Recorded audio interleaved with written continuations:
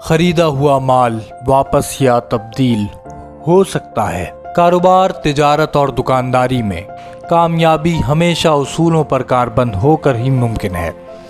ہمارے ملک میں ہزاروں تاجر اور دکاندار اور ریٹیلرز موجود ہیں جو اپنے کاروبار میں کسٹمرز کا بہت زیادہ خیال رکھتے ہیں، کیونکہ اگر کسٹمر ہی مطمئن نہیں تو کہاں کا کاروبار۔ آئیں ہم آپ کو پاکستان کی ایک بہت بڑی ریٹیل چین چیز اپ کی کامیابی کی کہانی سناتے ہیں۔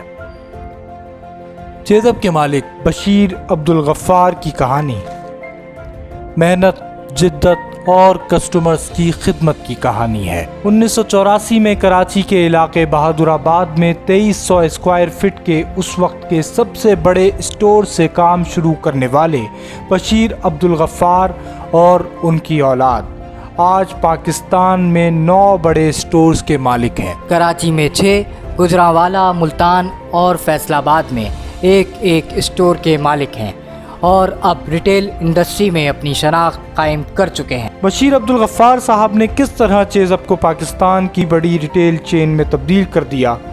اگر کہا جائے کہ اس کامیابی میں ایک جملے نے بہت اہم کردار ادا کیا ہے تو غلط نہیں ہوگا۔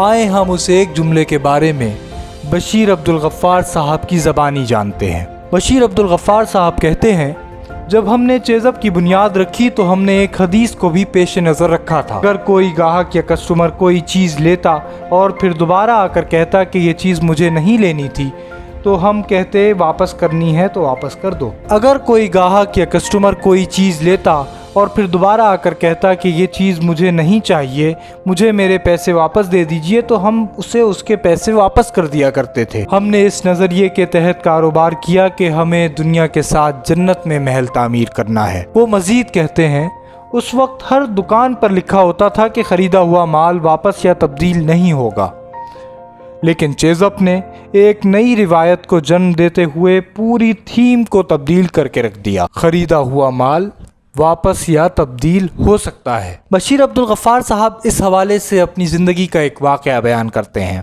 وہ بتاتے ہیں، ایک روز طارق روڈ میں قائم ایک ریٹیل اسٹور سے کسٹمر نے خریداری کی۔ کسی وجہ سے کسٹمر کو خریدا ہوا مال پسند نہیں آیا۔ وہ دکاندار کے پاس گیا اور اس سے واپسی کا مطالبہ کرنے لگا۔ دکاندار نے اس کو نو ریٹرن کا بورڈ دکھا کر واپس کر دیا، یعنی خریدا ہوا مال تو واپس نہیں کیا، اپنے کسٹمر کو ہی واپس بھیج دیا۔ وہ ٹہلتا ہوا ہماری دکان میں داخل ہوا۔